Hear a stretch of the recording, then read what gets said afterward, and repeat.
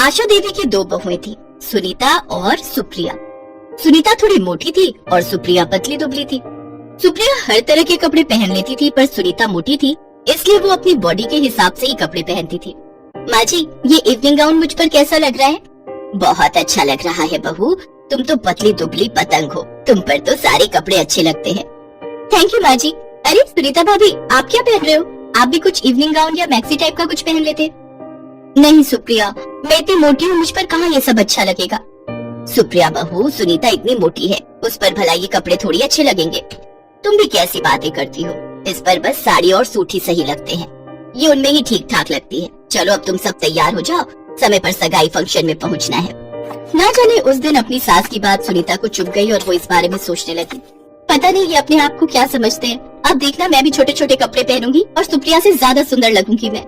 अगले दिन ही सुनीता अपने लिए शॉपिंग करने चली गई और उसने वहाँ से छोटी छोटी स्कर्ट, टॉप, कैपरी, मिडी, वन पीस वगैरह खरीद लिए। सुप्रिया का जन्मदिन था तो सब लोग बाहर खाना खाने जा रहे थे। सुप्रिया ने बहुत सुंदर शॉर्ट मिडी पहनी थी। कुछ देर बाद सुनीता भी तैयार होकर आ गई, पर ये क्या, उसने इतनी शॉर्ट मिडी पहनी हुई थी कि वो बहुत अजीब लग रही थी। अरे बहू, ये क्या, तुम ये क्या पहन रही हो? ये कोई तुम पर अच्छा लग रहा है, इतने छोटे कपड़े? अरे वाह भाभी, आप तो बहुत सुंदर लग रही हो। Thank you. मैंने सोचा जब तुम पहन सकती हो तो मैं क्यों नहीं पहन सकती, इसलिए मैं आपसे छोटे कपड़े ही पहना करूंगी। सुनीता के सिर पर तो भूत सवार हो गया था कि वो सुप्रिया की बराबरी करेगी, और यही उसने गलत किया। अब वो रोजाना ही छोटे छोटे कपड़े पहनकर बाहर आने जाने लगी। छोटे कपड़े पहनना बुरी बात नहीं है, पर हमें अपनी बॉडी की बनावट के ही कपड़े पहनने चाहिए, तभी हम पर जचते हैं। पर ये बात सुनीता समझ नहीं पा रही थी। अरे क्या हुआ सुनीता, कितनी देर से तैयार हो रही हो? अरे आ रही हूँ ना, तैयार होने में टाइम भी तो लगता है। पिक्चर आधे निकल गई होगी और तुम अभी तक तैयार नहीं हुई हो, फिर कहोगी कि मैं टाइम पर नहीं आता। अरे तुमने ये क्या पहन लिया, इतनी छोटी निक्कर, तुम्हें क्या हो गया सुनीता? थोड़ा तो ख्याल किया करो, इतने छोटे कपड़े पहन लिए, कितनी अजीब लग रही हो। अरे सुनीता भाभी, आप तैयार नहीं हुए? वो देखो, सुप्रिया ने भी तो शॉर्ट स्कर्ट पहनी है। उसको तो इस घर में कोई कुछ नहीं कहता, मुझे ही सब बोलते हैं। मैं तो सुप्रिया से ज्यादा सुंदर हूँ, मेरे ऊपर कपड़े ज्यादा अच्छे लगते हैं। ये तो देखो ना, कैसी सपाट सी है, पतली दुबली। मैं तो फिर भी भरे हुए शरीर वाली हूँ। भाभी, ये नहीं है कि आप मेरी जेठानी हो तो मुझे कुछ भी बोलती रहोगी। आप मेरी जगह ले भी नहीं सकते। मेरे ऊपर वेस्टर्न कपड़े बहुत अच्छे लगते हैं। ये तो अलग बात है कि मैं आपको कुछ कहती नहीं हूँ और आप कुछ भी बोले जा रहे हो जो भी मुंह में आ रहा है। अरे मैंने क्या गलत बोला? मैं तुमसे ज्यादा सुंदर हूँ, मुझे पता है। हाँ मैं मोटी हूँ, ये अलग बात है। देखना एक दिन मैं भी पतली होकर दिखाऊंगी, फिर तुमसे ज्यादा मुझ पर कपड़े अच्छे लगेंगे। हाँ हाँ तो जाओ ना, किसने रोका है? मुझे क्यों बीच में ला रही हो? हाँ नहीं तो मुझे नहीं जाना कोई पिक्चर देखने आप लोगों के साथ, और आज के बाद मेरे से बात करने की कोई जरूरत नहीं है। धीरज में नहीं जा रही हूँ पिक्चर। तुम्हें अगर भैया भाभी के साथ जाना हो तो चले जाओ। भाभी आपने ठीक नहीं किया। सुनीता और सुप्रिया के बीच लड़ाई पड़ गई। दोनों ने आपस में बात करना बंद कर दिया। गलती सुनीता की थी, उसने सुप्रिया का अपमान किया, पर वो अपनी गलती मानने को तैयार नहीं थी। घर में तो ऐसा माहौल हो गया जैसे घर में कोई रहता ही ना हो। ये देखकर आशा देवी बहुत दुखी हुई। बताओ सुनीता, तुम्हारी वजह से आज घर में सब कितने परेशान हैं। तुम्हें पता भी है तुमने सुप्रिया से किस तरह से बात की। माँ जी, आपको तो मैं ही गलत दिखाई देती हूँ। आप ये क्यों नहीं कहते कि आप सुप्रिया से ज्यादा प्यार करते हो, मुझे नहीं? ऐसी कोई बात नहीं है सुनीता, ना जाने तुम्हारे दिमाग में क्या नफरत का कीड़ा पनप रहा है। जब देखो तब गलत ही सोचती रहती हो। अरे हम सब तुम्हारे अपने हैं, तुम्हारा भला ही सोचते हैं। सिर्फ तुम्हें थोड़ा बहुत कपड़ों के लिए क्या बोल दिया, तुम तो सबसे ही लड़ने लगी हो। ऐसा ना हो कि मैं भी तुमसे बात करना बंद कर दूं, फिर तुम बिल्कुल अकेली हो जाओगी। और फिर ऐसा ही हुआ। आशा देवी ने भी धीरे धीरे सुनीता से बात करना कम कर दिया, क्योंकि वो किसी की सुनती ही नहीं थी। उसे तो अपने में कोई कमी नजर ही नहीं आती थी, हमेशा दूसरों की गलती ही उसे नजर आती थी। पड़ोस के घर में किसी की शादी थी, सब लोग तैयार हुए। सुनीता ने फिर से अपने मन की चलाई। वो कट स्लीव डीप नेक का वन पीस पहनकर तैयार हो गई, जो देखने में थोड़ा शॉर्ट था। अब कोई उससे बात नहीं कर रहा था, इसलिए किसी ने भी उसे मना नहीं किया। सुप्रिया ने डिजाइनर साड़ी पहनी, सास ने भी अच्छे कपड़े पहने। सब लोग तैयार होकर शादी के फंक्शन में पहुँचे। सबका ध्यान सुनीता की तरफ ही था। सुनीता बहुत ही अजीब लग रही थी। उसने जो वन पीस पहना हुआ था वो बहुत ज्यादा टाइट था, जो उसकी बॉडी से चिपक रहा था, पर उसे तो लग रहा था कि वो बहुत खूबसूरत लग रही है। सब लोग डीजे पर डांस करने लगे। सुप्रिया भी सबके बीच डांस कर रही थी, पर जैसे ही वो थोड़ा जोश में डांस करने लगी, अचानक उसका वन पीस पीछे से फट गया और सुनीता एकदम घबरा गई। और पहनो ऐसे कपड़े, कितनी बार मना किया था कि तरीके के कपड़े पहनो। अब क्या करूँ मैं, यहाँ पर माँ और सुप्रिया भी नजर नहीं आ रही है। अब रो क्यों रही हो? साइड में आओ ताकि कोई और ना देख ले। वहाँ दीवार के पास खड़ी हो जाओ। तभी सुप्रिया और आशा देवी आ जाती हैं। क्या हुआ सुनीता भाभी, आपकी आंखों में आंसू? मैं माँ को पानी पिलाने के लिए गई थी, कुछ हुआ है क्या? क्या हुआ बहू, तुम रो क्यों रही हो? यहाँ सबके बीच अच्छा नहीं लग रहा। तुम दोनों में कोई लड़ाई हुई है क्या? माँ एक सेकंड इधर आओ। अनिल अपनी माँ के कान में ये बात बता देता है। सुप्रिया बहू जरा बात सुनो, सुनीता की ड्रेस पीछे से फट गई है, इसीलिए वो दीवार के साथ खड़ी है। कुछ करो ताकि हम गेट तक जा सके और कोई देखे ना, इस बात का ध्यान रखना। माँ जी आप चिंता मत करो, सुनीता भाभी को इस हालत में कोई नहीं देखेगा, मैं उनके साथ रहूंगी। भाभी आप आओ मेरे साथ चलो, बस आपको इस तरह बिहेव करना है कि आपकी तबीयत खराब हो रही है, बाकी सब मैं संभाल लूंगी। सुनीता सुप्रिया के आगे थी और सुप्रिया ने सुनीता को पीछे से कसकर पकड़ रखा था। क्या हुआ बहू, तबीयत ठीक नहीं है क्या सुनीता की?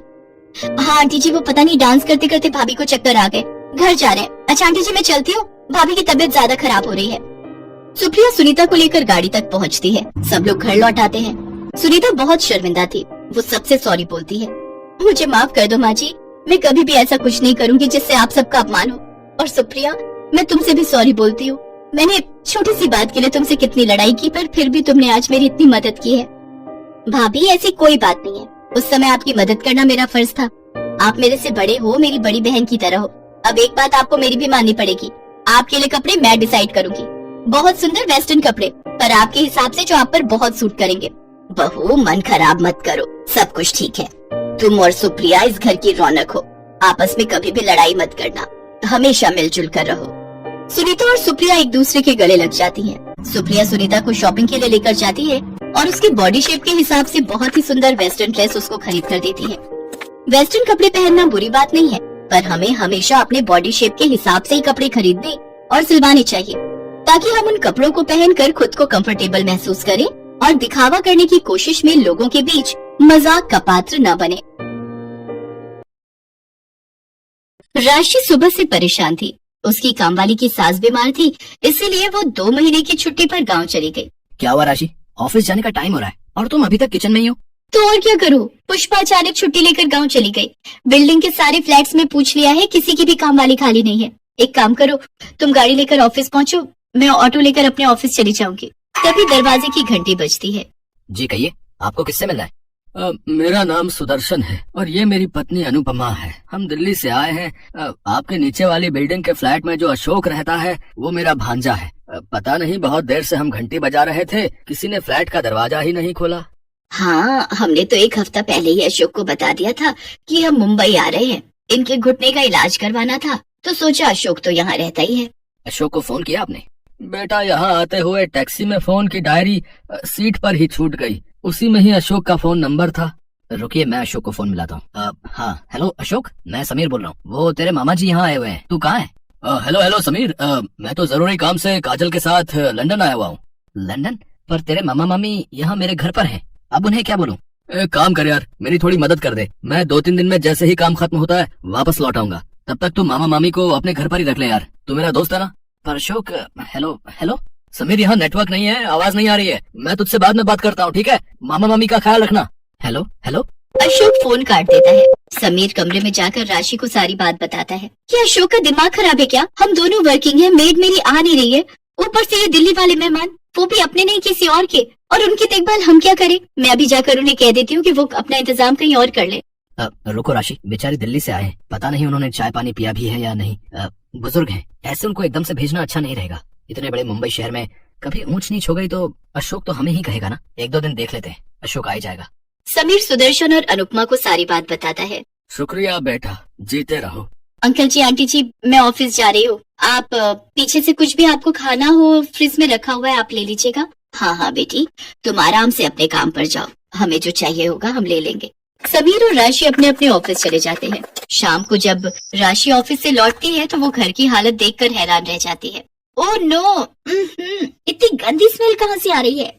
ये स्मेल नहीं बेटी, ये तो देसी घी की खुशबू है। तुम्हारे फ्रिज में मलाई की बहुत सारी कटोरी रखी थी, तो मैंने सोचा इसका शुद्ध ताजा देसी घी बना लेती हूँ, तुम्हारे काम आएगा।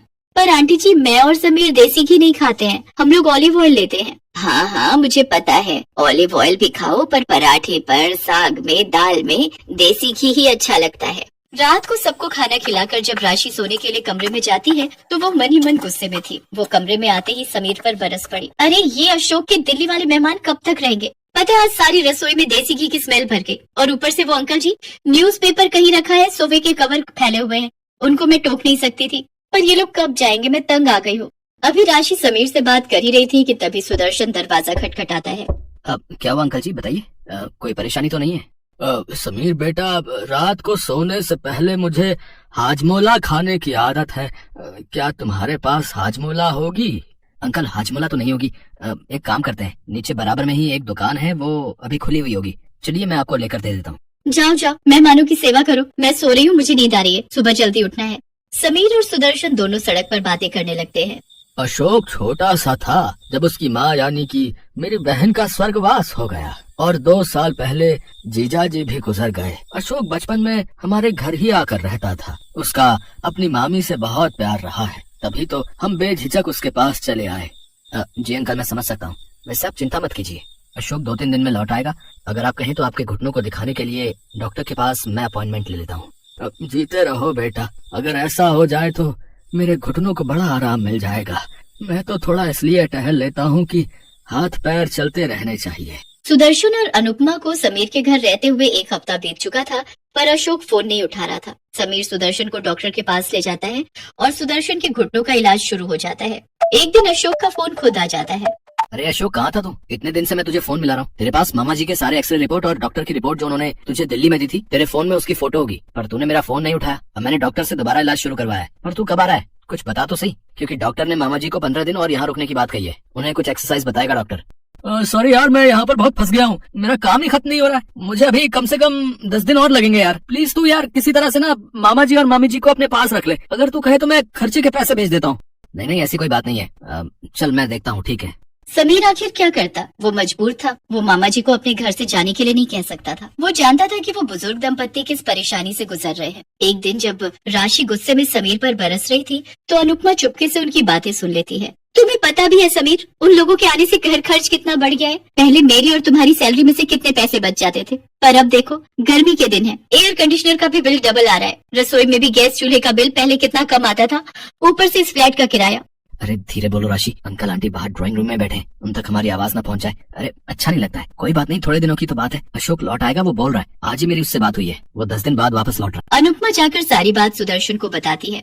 वो दोनों समीर और राशि की मजबूरी को समझ गए थे। सुदर्शन उसी शाम बाजार जाकर राशन का बहुत सारा सामान, खाने पीने की चीजें, फल सब्जियां सब खरीद लाता है। अनुपमा उस रात बढ़िया बढ़िया खाने के व्यंजन बनाती है। जब राशि और समीर घर लौटते हैं तो घर का तो पूरा नक्शा ही बदला हुआ था। राशि थकी हुई रसोई में खाना बनाने जा रही थी। वो देखती है रसोई में तो दाल, सब्जी, रोटी, चावल सब कुछ तैयार था। वो देखकर हैरान रह जाती है। समीर बेटा, राशि, तुम दोनों जल्दी से हाथ मुंह धो लो, फिर हम सब मिलकर खाना खाएंगे। और तुम्हारे अंकल जी ये कुछ सामान लाए थे, मुझे बता देना राशि बिटिया, ये सब सामान कहाँ रखना है। अरे अंकल, इतना सारा सामान लाने की क्या जरूरत थी? कोई बात नहीं बेटा, तुम भी तो मेरे अपने अशोक जैसे ही हो। उस दिन से राशि और समीर मानो सुदर्शन और अनुपमा से इस तरह घुल मिल गए जैसे कि वो उनके लिए पराए नहीं सके ही हो। कुछ दिन तक अशोक वापस नहीं लौटा, पर समीर और राशि को अब इस बात की कोई परवाह नहीं थी। वो दोनों सुदर्शन और अनुपमा के आने से बहुत खुश थे। और एक दिन सुदर्शन और अनुपमा जब दिल्ली वापस जाने लगे तो अशोक लौट आया। समीर बेटा, राशि बिटिया, तुम दोनों ने हमें अपनों से भी बढ़कर प्यार दिया, ये बात हम कभी नहीं भूलेंगे। जाने से पहले हम तुम्हें कुछ देना चाहते हैं, इसे बड़ों का आशीर्वाद समझकर रख लेना, मना मत करना बच्चों। अंकल ये चाबियां कैसी? मैं कुछ समझा नहीं। समीर बेटा, ये हमारे मुंबई वाले फ्लैट की चाबियां हैं। हम उस फ्लैट में नहीं रहते, हम दिल्ली रहते हैं, इसलिए यहाँ का फ्लैट बंद रहता है। अशोक के पास हमारा आना कभी नहीं हुआ, इसलिए हम कभी उस फ्लैट में जा ही नहीं पाए। अब से ये फ्लैट तुम दोनों का है। हम जानते हैं तुम यहाँ इस फ्लैट में किराए पर रहते हो, अब तुम्हें किराए पर रहने की कोई जरूरत नहीं है। हाँ समीर बेटा, हम दोनों बूढ़े बुढ़िया 2 फ्लैट लेकर क्या करेंगे? हम शुरू से दिल्ली रह रहे हैं, आज से तुम दोनों वहाँ रहना और हंसी खुशी उस फ्लैट में गृह प्रवेश करो। पर मामा जी, वो फ्लैट तो आपने मुझे देने के लिए कहा था। चलिए मामा जी, मामी जी, आपकी फ्लाइट का टाइम हो रहा है। चलो राशि, हम मामा जी और मामी जी को छोड़ने चलते हैं। राशि और समीर सुदर्शन और अनुपमा को छोड़ने एयरपोर्ट चले जाते हैं और अशोक उन्हें जाते हुए देखता रहता है। वो जानता था कि